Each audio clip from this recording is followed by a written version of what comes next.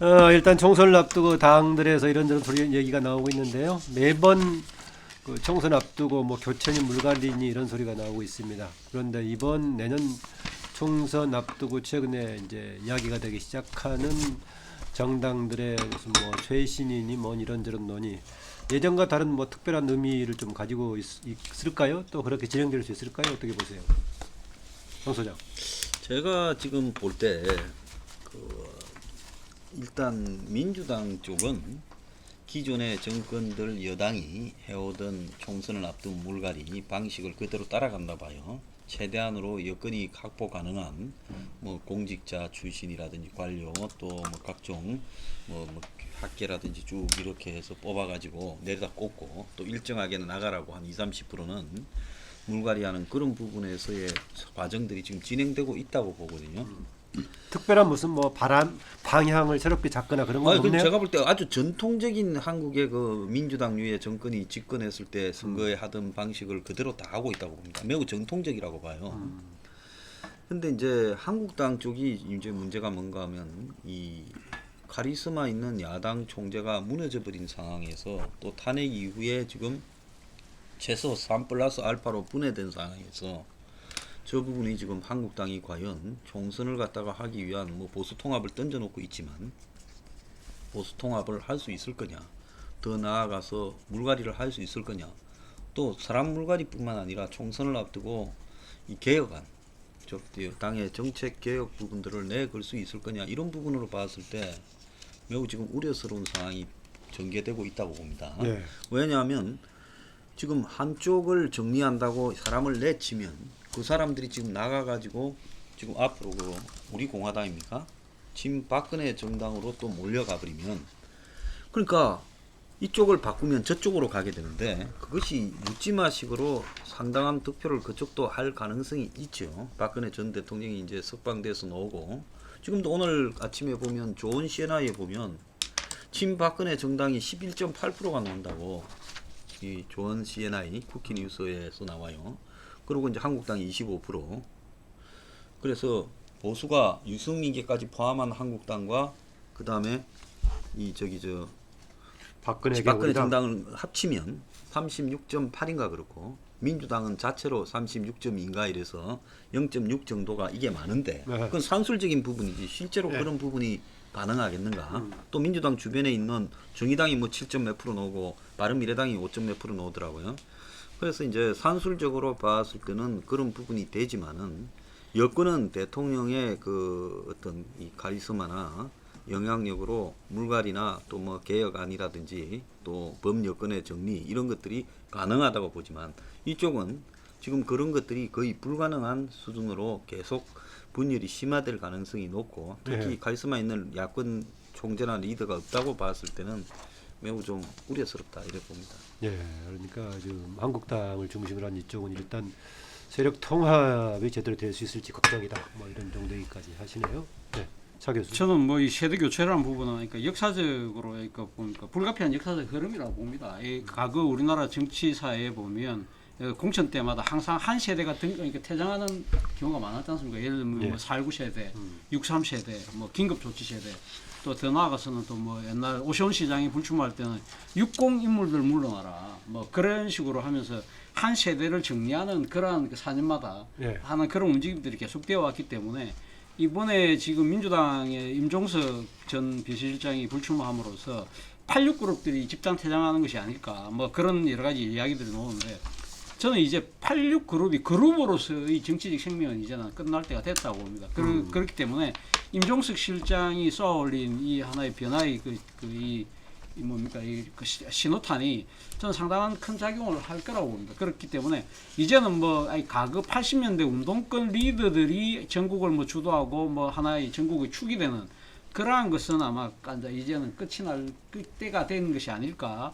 뭐 한 그분들이 한 20년 동안 정치 중심에 있었고, 그럼에도 불구하고 아주 이 큰 역사 발전에 기여했다기보다는 많이, 그러니까 80년대 운동하면서의 그 훈장을 갖고 정치의 영광을 너무 많이 누렸다. 그렇기 때문에 그 사람들이 정치적 기득권으로 몰리는 그런 상황이기 때문에 86 그룹으로서의 정치적 생명 끝났다. 그러나 그 개개인의 그 정치적인 그 뭡니까 이 생명은 그 사람들 하기 나름에 딸린 것이 아닐까. 그룹으로 끝나려면은 그래도 수적으로 봤을 때도 상당수가 도태너리 교체 가능성이 있다고 보는 저는 건가요? 봅니다. 어허. 저는 그렇게 봅니다. 그런데 그 중에서 몇몇 사람은 살아남겠죠. 그런데 그 사람들은 아마 86 그룹으로서의 정치를 연장하는 것이 아니라 새로운 그 그러겠죠. 비전과 가치를 갖고 아마 이야기를 하겠죠. 그리고 또 하나 이번에 좀 그러니까 앞서 이야기했던 거는 그러니까 역사적 흐름으로 보면 항상 4년 내지는 8년마다 한 번씩 큰 그러니까 이 세대 교체가 됐는데 이번에 세대 교체에 제가 조금 두드러지는 부분이 이제는 여야를 가리지 않고 세대 교체가 상당히 그러니까 이 당면화된 정치적 가치가 됐다는 겁니다. 왜냐하면 지금 우리나라 정치에 있어서 그동안의 갈등 구조라는 게 민주 반민주, 뭐 진보와 보수의 그 이념적 대결이 상당히 극대화된 측면이 있었는데 요즘 보면 이 한국 정치에서 갈등을 차지하는 부분에 있어서 세대 간의 갈등이 크다는 겁니다. 예를 들면 청년과 노년, 뭐 또 장년 이런 식의 세대 간 갈등이 상당히 커지고 있기 때문에 그러면서 지금 청년들의 박탈감 이런 것들이 우리 정치 참여로 이제 구체적으로 드러나고 있는데 그렇다고 해서 그 사람들을 수용할 수 있는 청년의 정당이 아직까지 만들어지지 않았다고 한다면 기존의 거대 정당으로 수렴될 수밖에 없다. 그래야만 또 기존의 그 정당들도 그 청년들의 표를 잡지 않고는 이길 수 없다는 그런 것을 양쪽 다 하고 있는 것 같아요. 그렇기 때문에 어떤 식으로든 청년들의 대표를 우리가 어떤 게 그러니까 그 자락을 깔아줘야 된다. 네. 그런 생각들을 갖고 있기 때문에 어떤 식으로든 그러니까 뭐 한국당이든 민주당이든 여야 모두 2030 세대에 대한 상당한 문호를 열 것이다. 그렇다고 한다면 기존에 있는 현역들 장년과 노년에 있는 비율 자체가 줄어들 수밖에 없다. 그건 자연스럽게 세대 교체로 기울될 것이다. 네. 저는 그런 두 가지 관점에서 봅니다. 네. 차 교수는 이제 보니까 지금 이번 총선 앞두고 있는 국면이 역사적으로 봤을 때 세대 교체의 국면이고 실제로 그렇게 진행이 될 거다라고 지금 이제 보고 있네요. 네, 홍 소장님. 세대 교체에 대해서는 저는 견해를 조금 달리합니다. 어쨌든 큰 변화의 흐름이라는 것은 맞습니다. 그것이 그러나 꼭 세대 교체해야 되느냐에 대해서는 견해를 좀 달리한다. 역대 18대 말 그리고 19대 말 때 제가 그 국회의원들의 의정활동 4년 동안 평가를 하면은 말미에 가면은 18대도 그랬고 19대도 그렇고 역대 국회의원 중에 최악의 국회의원이었다고 평가를 했습니다. 그럼 지금 현재 국회의원들한테를 대상으로 국민 여론조사를 하면은 어떻게 나올까? 역시 최악의 국회의원이라고 평가가 나올 겁니다. 즉 현 국회의원들의 평가가 최악으로 나온다면 결국은 그것은 큰 변화의 요구로 나온다. 그거는 맞습니다. 그러나 그것이 자동으로 세대 교체여야 한다는 데 대해서는 저는 동의를 하지 않는다. 왜냐? 현재 지금 이 386 그룹이라고 하지만 386 그룹 즉 우리나라의 베이비부머 세대들 이 세대들이 지금 인구도 제일 많았고 사실 우리나라 역사에서 제일 큰 국가 이 사회에 있어서 제일 큰 정치 경제 사회 모든 영역에서 제일 큰 기여를 했던 사람들입니다. 근데 이 세대 중에서 사실 학생운동 그룹이 정치를 독점했지 다른 그룹들은 정치 크게 관여를 안 했어요. 학생운동 그룹들이 학생운동에 했던 그 옛날의 배경을 갖고서 독점을 했던 거죠. 그런 의미에 되고 386 그룹이라고 해서 이것을 그 통칭해 갖고 그 당시 80년대 세대들을 전부 다 정치에서 일선에 물러낸다. 아니, 저는 그건 아니다. 오히려 그 시대에 우리나라 국가의 발전과 우리나라 사회의 진보에 큰 기여를 했던 변혁 이루었던 정치권 학생운동 운동권의 전문성 자수성가했던 많은 잠재적인 인물들이 많이 있다. 그네들한테도 이제는 기회를 줘야 된다는 겁니다. 두 번째, 그러면 386 이후의 세대, 소위 말하는 90년대 세대들인데 이네들이 현재 이 세대적 역할을 우리나라에서 해서 세대적 역할을 스스로 입증을 해 보인 적이 있느냐? 별로 없습니다. 이 세대들은 제 386 세대들의 후배들이에요. 사고방식이나 행위 양식 이런 것이 386 세대의 큰 틀을 벗어나지를 못하고 있어요. 그렇다고 해서 386 세대가 그나마 87 항쟁을 이루었을 때 그와 같은 어떤 사회운동 변혁의 어떤 큰 지역 사회적 역할을 했냐 그런 것도 없습니다. 오히려 서태지 세대들이죠. 비판과 뭐라고 하나 어떤 비아냥으로 사회 문제에 대해서 사실 진지하게 접근하는 그런 진지성을 보여준 적이 없는 세대들이에요. 이래들 세대들한테 자동으로 지금 386 세대가 해니까 이 세대로 바로 넘어가야 된다. 제가 볼 때는 그런 식의 세대 교체로는 내가 볼 때는 굉장히 바람직하지 않다. 어느 세대 말하는 어느 세대? 예? 어느 세대 말하는? 386 지금 말하는 세대. 386 후배 세대 지금 40대 그 세대들 서태지 세대를 이야기하는 건데요. 70년대생. 70년대 세대들이죠. 90학번 이 세대들이 서태지 세대들 아니에요. 그래서 내가 보건대 이 지금 우리가 세대를 할 때 사실상 보면 70년대 세대들은 80 세대들의 그 하고 큰 차이가 없는 세대들입니다. 단지 이제 내가 볼 때는 한 35세 이하 세대 오면은 질적 변화가 있습니다. IMF 이후 세대들, 스펙 세대라고 하는데 이 세대 오면은 질적 변화가 발생하기 시작합니다. 그리고 그런 의미에서 저는 이제 그 두 가지는 인정합니다. 지금 2080 세대들이 전체 인구 구성 대비 숫자가 너무 적다. 그건 늘어나야 된다 동의합니다. 단 그런 거를 나이 세대 기준으로 할 것이 아니라 그 사람들의 역량 어느 분야에 대고 어떤 전문성과 어떤 역량을 가지냐에 따라서 바꿔야 되기 때문에 이거를 세대 교체기보다도 뭐 옛날에는 정치 교체인데 이거는 정치 교체도 아니고 세력 교체도 아니고 내가 볼 때는 학생 운동권 중심의 어떤 독점적 권력이 이것이 해체되면서 이 다양한 전문성을 가진 경력을 배경을 가진 사람들이 사회적 리더로 등장하는 이런 패러다임이 좀 바뀌어야 되는 게 자기수 아닌가. 많은 세대도 꼭 연령만 얘기한 건 아니었죠. 예. 지금 뭐 비슷한 개념, 뭐 정치 세력의 뭐 교체 뭐 이런 의미를 같이 포함했던 것이니까는요. 네, 김능호 대표. 예. 추가하시려고요? 하나 자유한국당의 경우 요거는 지금 어떻게 보면 민주당에 가까운 이야기 대부분 이야기고요. 자유한국당은 제가 볼 때는 둘 중에 하나를 해야 됩니다. 이 소위 말하는 인물 교체 아니면 통합을 해야 되는데 두 개가 뭐가면은 제가 볼 때는 하기가 쉽지가 않습니다. 일단 자유한국당은 그거를 인물 교체를 할 수 있는 자체 동력도 없고 차기 대권 주자로서의 황교안이가 그런 카리스마도 없습니다. 동의합니다. 그러다 보니까 자체 혁신을 통해서 인물 교체가 잘 안 됩니다. 그러면 통합을 해야 되는데 안 된다는 거죠. 지금 자유한국당이 바른미래당 유승민 계열과 우리 공화당 계열들을 다 안아야 되는데 자유한국당은 좋게 보면 통합해서 다 통합하는 거로 이야기할 수가 있지만 그것을 내가 볼 때는 통합할 수 있기가 실질적으로 무슨 구조를 갖고 있기 때문에 안 된다는 거죠. 취사 선택할 수밖에 없는 구조라는 거죠. 내가 볼 때는 딱 하나 대통합이 될 수 있는 거는 이렇게 박사님이 황 소장님이 뭐 박근혜 뭐라고 해요? 가석방 뭐 그런 이야기가 나오는데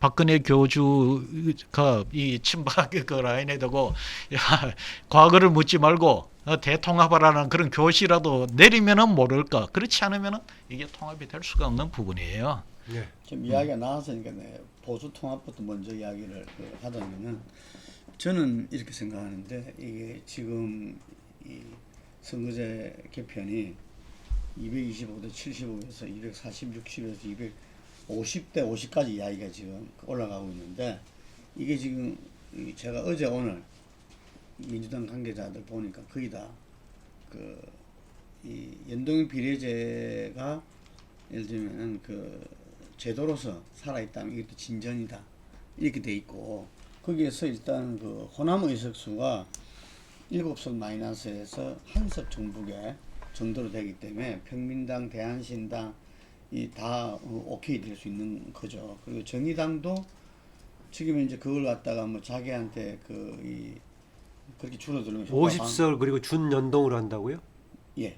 이게 작동 25석만 작동 자체가 불가능할 것 같은데 하여튼 얘기해 보십시오. 하여간에 근데 이 한국당도 사실은 이 안에 대해서는 이 서로가 지금 뭐 이인영 대표가 5당 이 연대로 할지 4당 연대로 할지 모른다 했는데 이게 한국당도 이 막판에 그게 합의할 가능성이 높다. 250석까지 올라가면은 이게 자기들이 뭐 의원직 사퇴라는 것이 내세울 수 있지만 그거 가지고 문제 해결되는 게 아니라는 걸 누구나 잘 알기 때문에 자 그런 상황으로 간다면은 이게 공수처나 이런 것 때문에 선거제 이게 조정돼서 이게 연동형이 통과된다는 이야기입니다.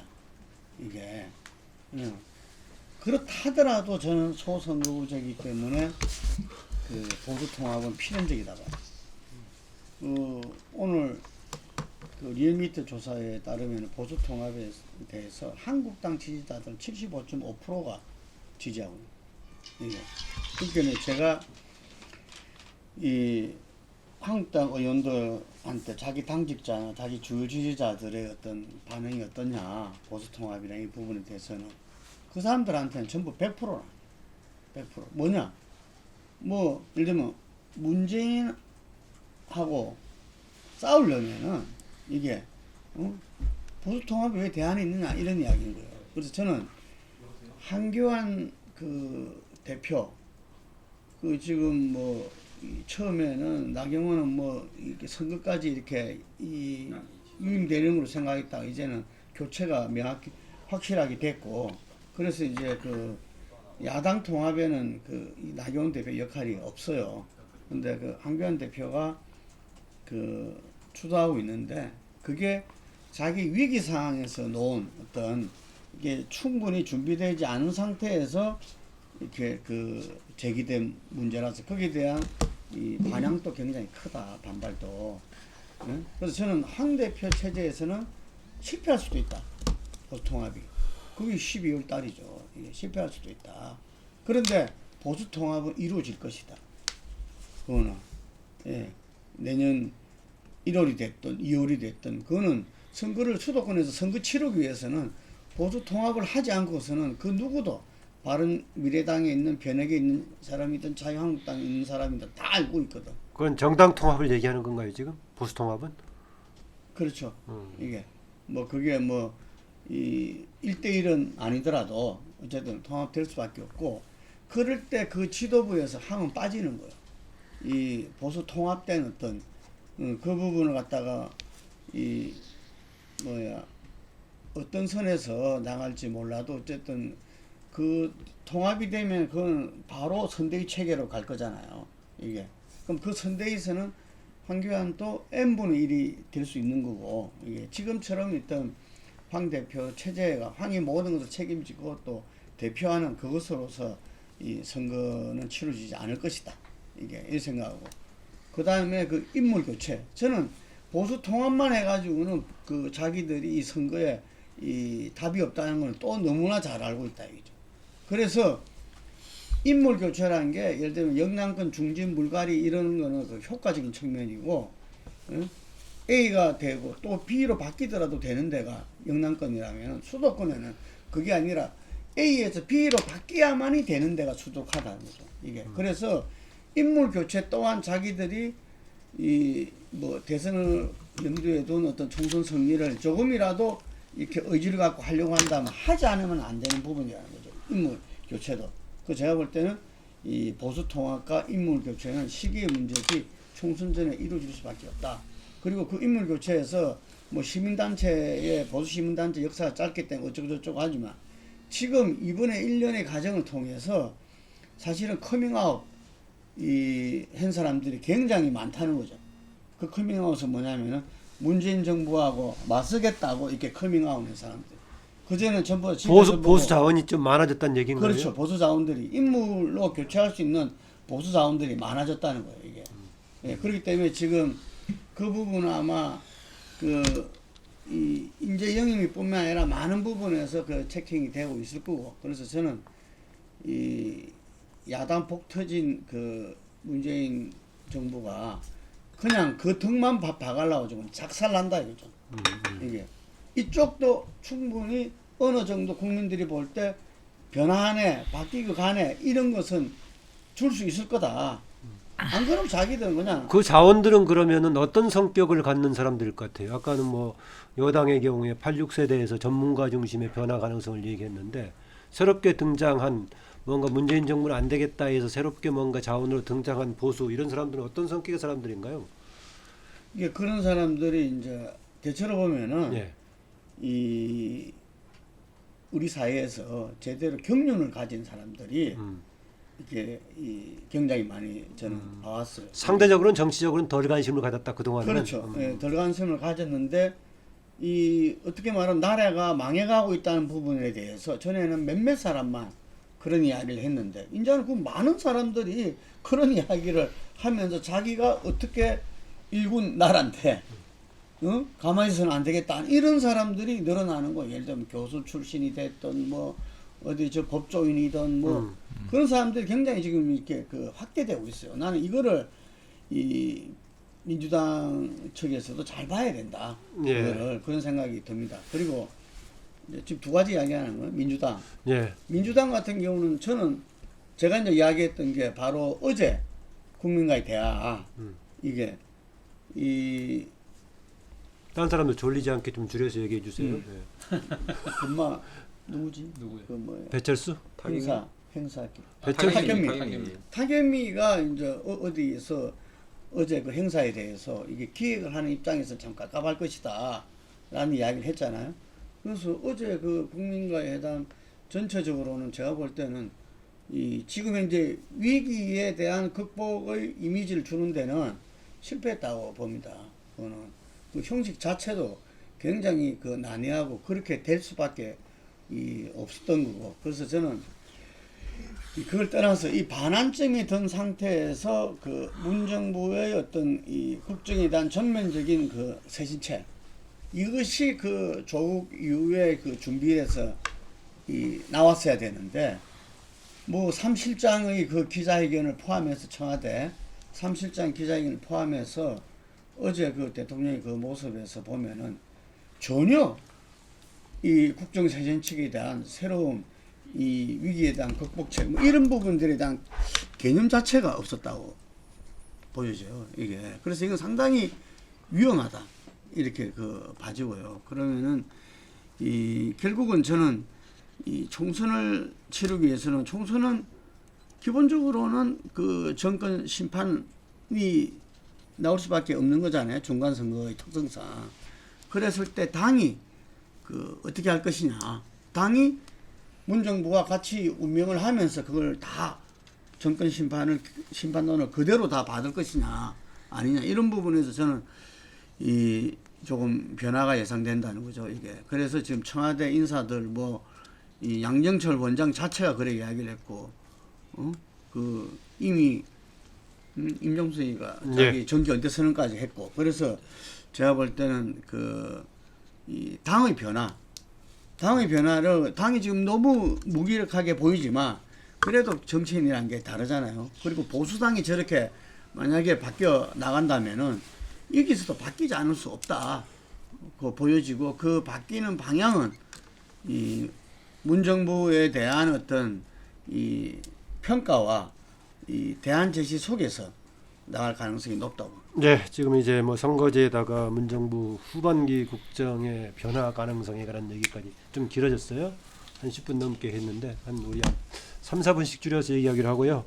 황교안 리더십이라든가 86 세력에 대한 평가는 이따 좀 아이템을 한번 삼아서 해보기로 하고요. 일단 우리가 세력 변화, 세력 교체 가능성을 한번 정리를 한번 해봅시다. 왜 그러냐면요, 아까 우리 차재원 교수가 역사적으로 변화의 가능성이 있는 세대 교체 변화의 시기다.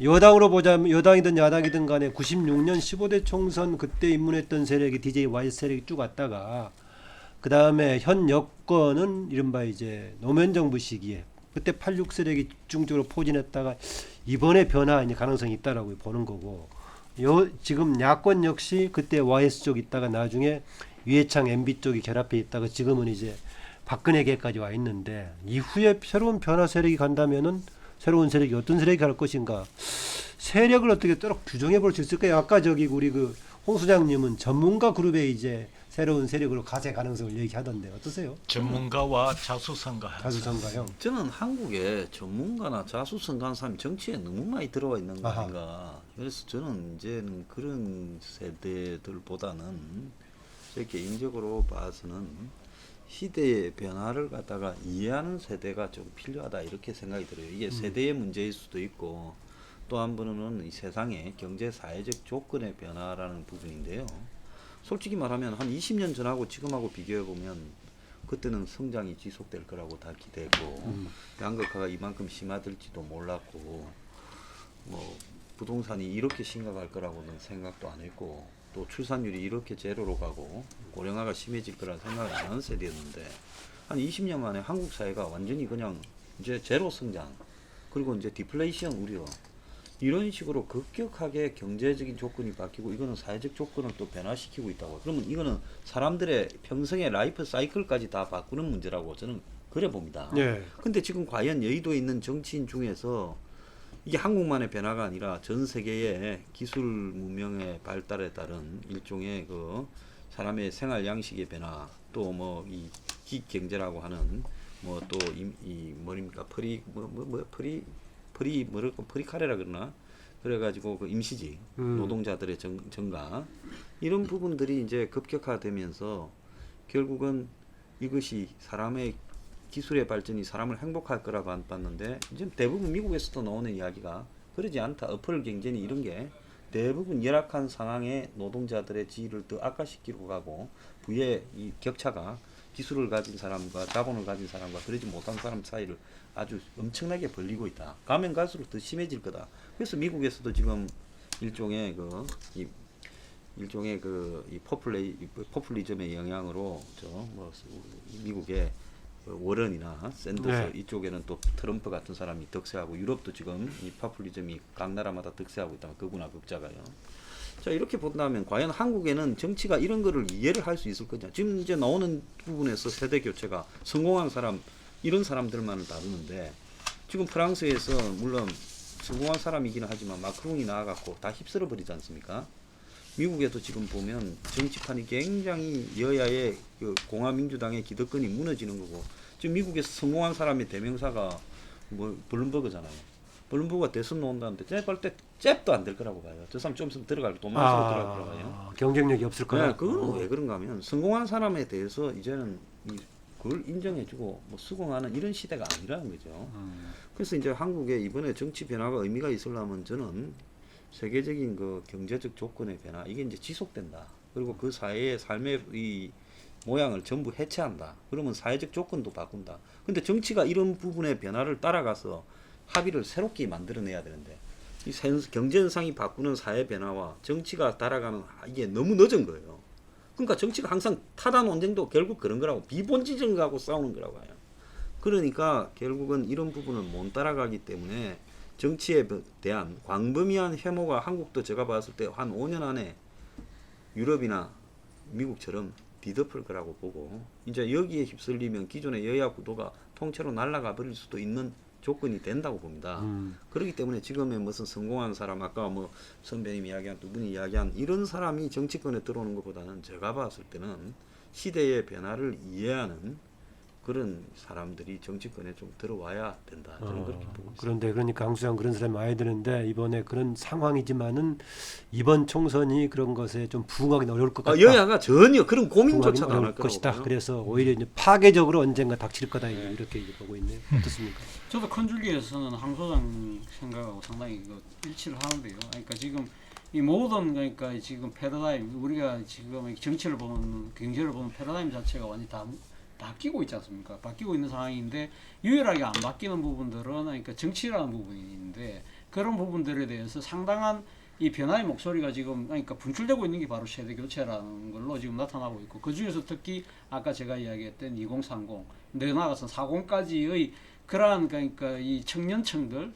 조금 더 나가면 장년층들까지 이 사람들이 중심이 되는 새로운 이 정치 구조로서의 개편을 상당히 아마 이 강하게 요구받는 이게 총선이 내년이 될 거라고 저는 생각이 듭니다. 그렇기 때문에 지금 그 과거 우리나라 정치사 같은 것도 보면 50년대, 60년대 야당을 지배했던 그러니까 이 각 계파의 보스들이 71년 대통령 선거를 기점으로 해서 40대 기술을 들고 놓은 양김씨에서 완전히 판이 바뀌듯이 그러한 하나의 변곡점이 저는 이번 선거가 될 가능성이 저는 상당히 높다.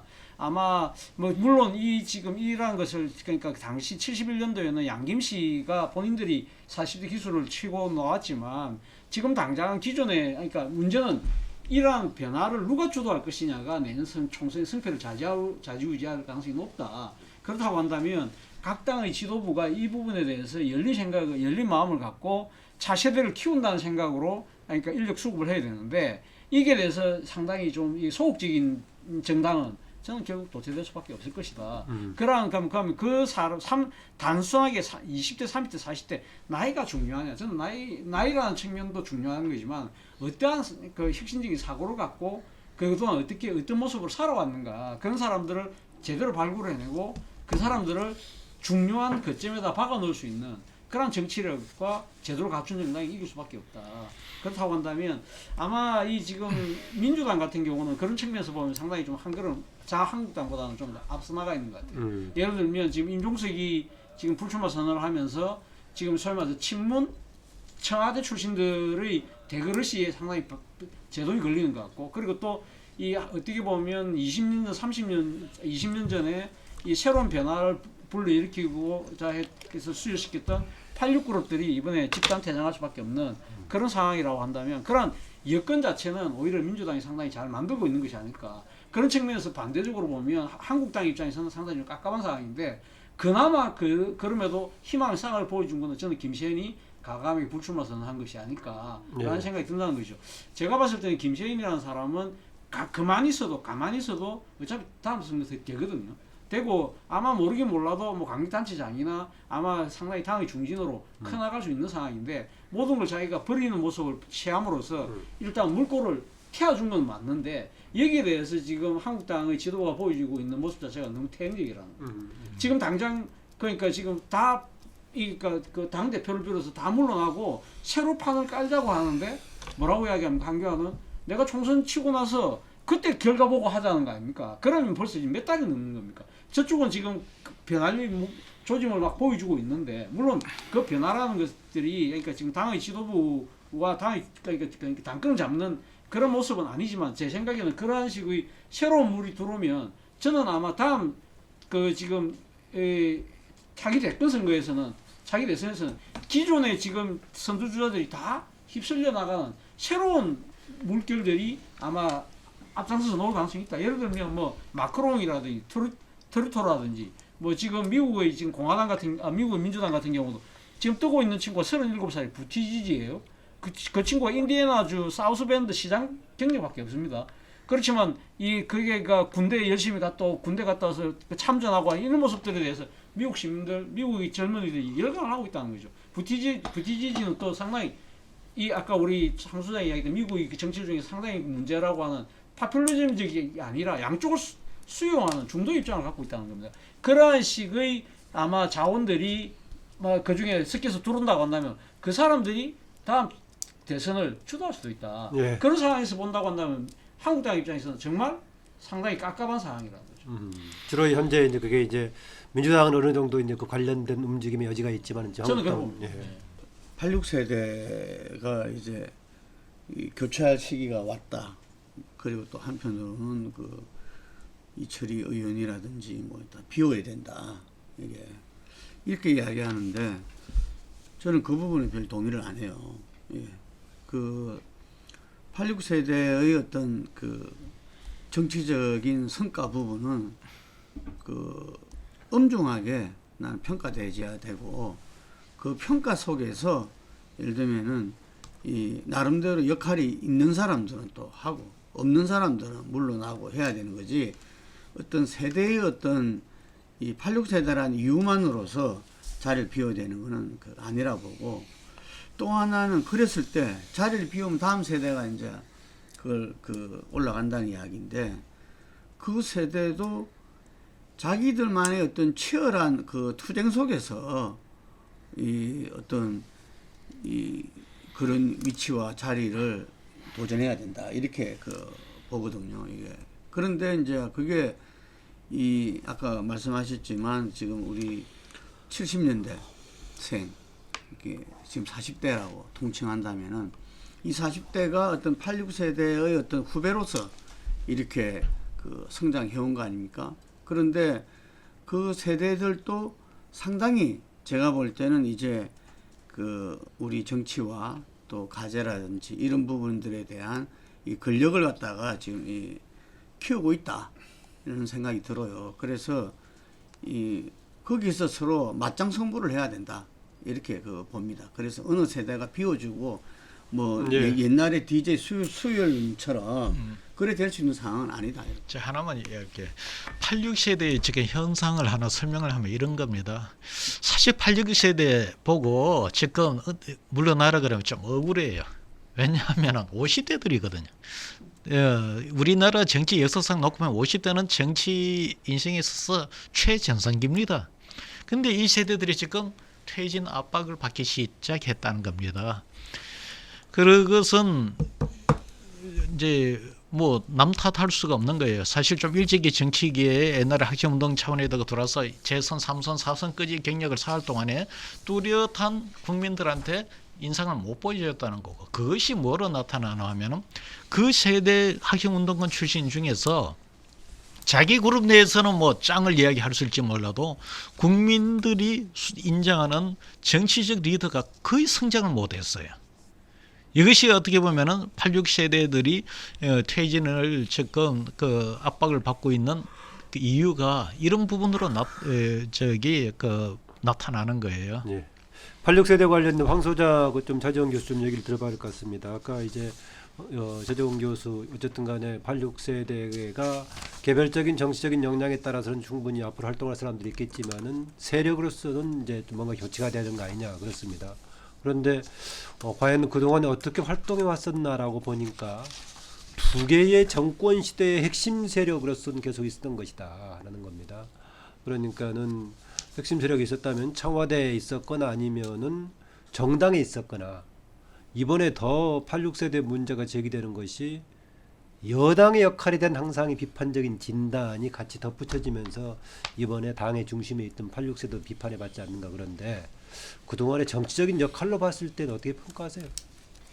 일단 86그룹이 그러니까 정계에 진출한 것이 빠르게 하는 96년 김민석부터 시작해서 그러니까 본격적으로 한 거는 2000년대 아닙니까, 그죠? 본격적인 2004년이 제일 많았고 2004년이 제일 많았고 2000년에도 뭐 임종석 하나 당선된 정도일 거예요. 그랬어요. 김종석, 김민석 정도. 우상호도 안 들었습니까 그때? 그 다음에 대한 그 다음에 들어왔구나. 그러니까 떨어지고 이인영도 떨어지고 그 다음에 떨어지고. 들어왔고. 그 앞에 그러니까 오영식이 중간에 한 들어왔고 혹시 비례대표. 비례대표로가 들어왔고. 나도 그때 그러니까- 떨어졌잖아. 그렇네. 새천년민주당 네, 그때. 그렇구나.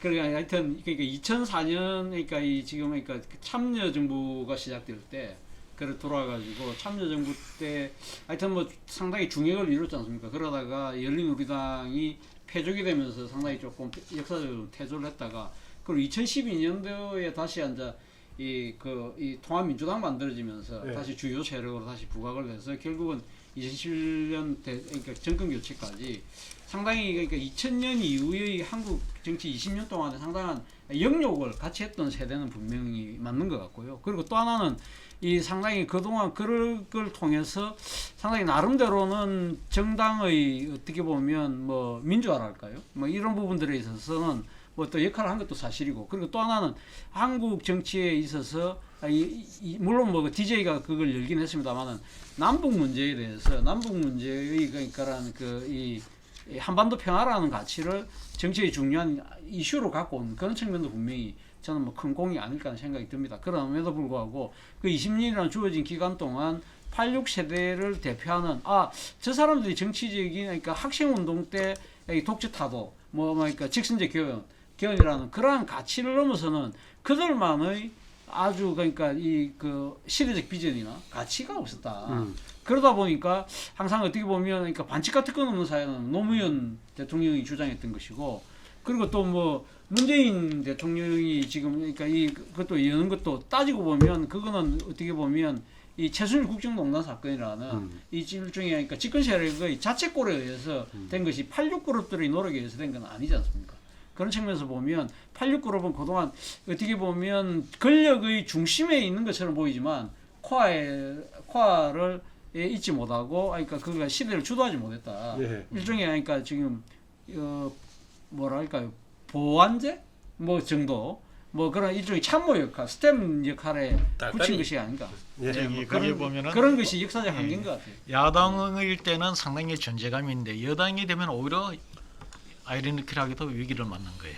네. 저는 뭐 저도 그런 부분으로 들어갔지만은 제가 볼 때 그냥 나이나 그냥 한 시대 또 무슨 뭐 이 87년 민주화 운동에 그 학생 운동을 했던 부분 그 외에 지금 오늘날에 있어서 뭐 흔히 586이든 386이든 86세대라든 뭐라 부르든 그들을 갖다가 이렇게 일괄적으로 꿰뚫을 수 있는 가치 정말로 비슷한 어떤 이 유형의 직업군에서 또 많은 세력이 들어왔는데 그 사람들끼리 자기들끼리 합의해서 정말 이 86세대라고 부를 만한 어떤 가치나 또 미래의 방향 또 단결력 이런 것들이 있었느냐라고 봤을 때 저는 그냥 뭐 58년 개띠처럼 일종의 그냥 시대적 구분에 불과하다 이래 보고 있습니다. 아무런 가치가 없어요. 발전된 가치도 없고 만들어낸 가치도 가치가 아닌 없고. 다른 차원에서 보면 특징은 없으니까 제가 봤을 때는 자기들끼리 전략적인 사고를 많이 자기들끼리 한다든가. 밀어주고 이런 부분으로 봤을 때도 제가 볼 때 별로 의리도 없어요. 솔직히 말하면 몇 명이 김동구 대표 보니까 출사 그래? 몇 명이 독점을 했지. 그래도 자기들끼리의 의리도 없고 또 솔직히 말하면 조직화되지도 못했습니다. 다만 그 시대에 운동권을 했던 사람들이 이 전체적인 성향상으로 봤을 때 민주당이라는 정당에 그 뭐 정치 성향이 있으니까 학생운동 리드도 했고 그러니까 그런 사람들 또 정치권 언저리에서 계속 맴돌았으니까 다만 지금 많이 들어와서 장악한 부분이지. 안 그러면 어떤 세대에 저렇게 많은 집단들 정치적인 어떤 이 학교 다닐 때부터 노하우 꼼수에 능통한 집단이 집중적으로 들어온 사람이 없잖아요. 뭐 고시부거나 뭐 이 전문가거나 또 뭐 자수성가한 사람 한 명씩 개별적으로 들어오죠. 차재원 교수는 약간 표정을 달리하는데. 네, 그런데 나는 아무런 586 세대라고 할 그 평가할 가치도 없고 이제는 기득권이 돼가지고 솔직히 말하면 밑에 세대를 뜯어먹고 사는 거지요. 모욕적이라고 그러던데. 모욕을 당해야지요. 그렇게 민주화를 해놓고 이제 기득권이 돼가 저그 새끼들 무슨 특례 입학시키고 부동산이나 투기나 하고 권력을 지향하고 그래 살지 않습니까? 실제로 지금 뭐 좌파의 가치들은 보면 저 홍세화 씨나 하던 진보당 이런 쪽이 순수하게 좌파 가치를 소수지만 유지하면서 끌고 가고 있다고 봐요. 한국의 진정한 좌파도 못된 것들입니다. 정치꾼들이 돼버렸어요. 그렇기 때문에 제가 봤을 때 정치적으로 시대적 구분 외에 어떤 의미를 부여한다는 거는 저는 그럴 만한 가치. 나만큼도 연구하는 거나 고민하는 놈도 없어요. 아니 그 저는 우리 학 소장 말씀에 한 70%는 동의합니다. 70% 동의합니다. 70% 동의하는데 근데 이 나름대로 하니까 이 86 그룹들이 우리나라 이 정치 2000년대 돌아와서 소위 말하는 개파 정치라는 부분에 있어서의 그런 권력적인 그런 부분들을 좀 깨는 데서 성공한 것이 아닐까 하는 생각이 듭니다. 예를 들면 동교동, 상도동교로 대변되는 그런 개파적인 정치는 좀 깬 것 같고요. 그러니까 일종의 그러니까 각 그 정파의 보수 중심으로 헤쳐모여 하는 거는 좀 깬 것 같고 그런 측면도 그런 앞서는 아까 제가 이야기했던 부분들은 이 소위 진보 진영에서의 86 그룹들의 역할이라고 한다면 그 역할에 대한 그러니까 시대적인 긍정성과 그 한계를 이야기했지만 또 한편으로 또 86 그룹들이 보수 진영에서도 끼친 영향이 적지 않다고 저는 생각하거든요. 예를 들면 그러니까 2004년도 2000년도 선거죠. 2000년도 선거에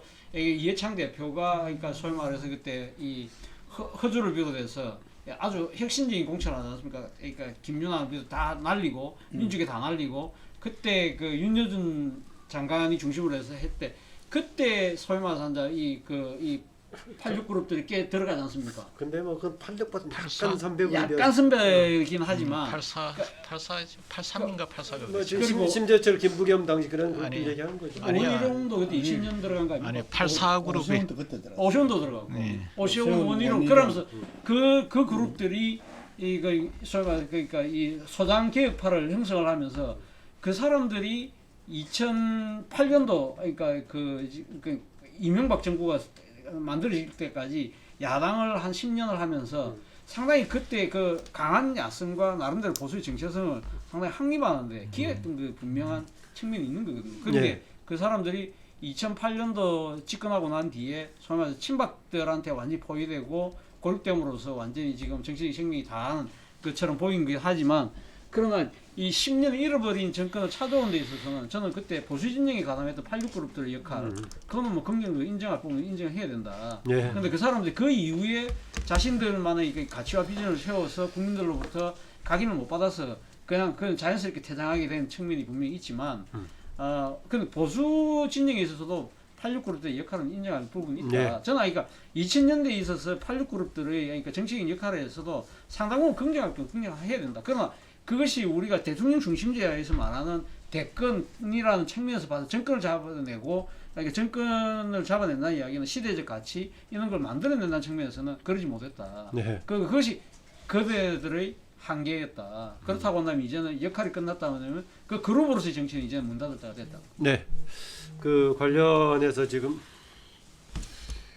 그 얘기가요. 지금 공통적으로 지금 야당일 때에는 일정한 역할을 했다는 얘기를 좀 하고 있습니다. 제 개인을 약간 첨언하자면은 그 86개 그룹 중에서 우리 86 그룹을 부른 쪽은 이제 운동권 경험을 배경으로 정치권에 진출한 사람들을 얘기한 거 아니겠어요?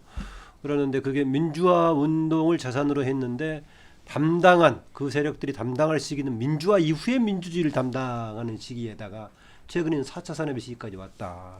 그 점에서는 민주화 이후의 민주주의 예컨대 다양성이라든가 공존의 원칙이라든가 이런 의 가치를 재정립하는 데 조금 약했지 않느냐. 대신 야당일 때 역할은 뭔가 과거의 민주화운동 때 싸우던 그런 역할이기 때문에 영향을 발휘했다면 그 점에서는 저는 민주화 이후의 민주주의라든가 4차 산업의 시기에 민주화 운동기의 자산만 가지고 과연 버틸 수 있었을까? 그 차원에서 본다면 공이 뭔가 새로운 세대가 필요한 새로운 스스로도 그대로 간다고 하더라도 정립이 필요한 그런 시기인가 하는 생각을 합니다. 그러니까 내가 이야기하고 싶은 건 거예요. 그 86세대가 이 실제 뭔가를 갖다가 그 86세대란 말할 수 있는 특성을 가지고서 무슨 일을 해내고 뭐 거기에 대한 평가를 받고 했다면 모르겠는데 나는 그 부분에 대해서 이 본인들도 다 이전에 반성했잖아요. 햄바 같이 이 86세대의 그 따지자면 그 세대는 6월 항쟁 그 세대인데 그 6월 항쟁 그 세대로서의 자기들의 정체성과 비전 이런 부분들을 갖다가 이 함께 공유하면서 그 국민들한테 보인 바 별로 없다. 저는 그 점이 오히려 중요하고 지금까지 20년간 뭐 했다지만 그 20년간 한 사람은 극소수고 아마 2004년도에 탄도리로 이렇게 쭉 들어온 게 아마 그 이후로 제일 많을 것 같은데 그때가 제일 많았죠. 예. 그래서 이 어떤 면에서는 그 위의 세대들이 봤을 때는 정말 영민하다. 뭐 예를 들면은 라고 이야기할 정도로 어쨌든 자기들의 그 일신의 어떤 이 안위를 영위하는 데는 정말 뛰어나다라는 이런 평을 그 저는 주변에서 많이 들었지. 정말 86세대로서 어떤 그 6월 항쟁의 정신을 입각해서 그것을 갖다가 오늘날의 정치 과제에 이 풀어내는 이런 성꿀건 있던 이 세대로서의 집단 정치는 없었다는 거죠. 우리가 이제 비교하는 게 그 이 유럽의 68세대 여기에서는 이 사람들은 그 이후에 그 68 정치를 이어받아서 그것을 그때 벌어진 정세 속에서 이렇게 풀어나가고 또 이 힘도 합해나가고 그러니까 이랬는데 68이 아니고 거꾸로 86이 됐나 보다. 거꾸로 되다 보니까 뭐 제대로 안 된 것 같은데 저는 이 물러나고 뭐 비우고 이게 문제가 아니라 처절한 그 반성이 있어야 되겠다. 그러면서 자기들이 그동안 이 국민들한테 기득권자로 불릴 정도로의 은혜를 받았다면은 정말 자기 이 나이는 아직까지 팔팔한 50대지만 자기 인생을 바쳐서 뭔가 이 국가와 나라에 기여를 하고 그리고 은퇴를 하든지 뭐 어쩌든지 밑에 세대 치든지 뭐 어쩌든지 어떤 자기 86세대로의 정체성과 그게 따른 어떤 그 이 의정 활동이나 정치 활동을 못한 것에 대한 정말 그 이 심오한 이런 그 반성과 함께 좀 한번 이 제대로 해보기를 참 기대합니다. 누가 뭐 기계적으로 퇴진시키거나 뭐 바꾸거나 그건 뭐 어차피 아닐 테고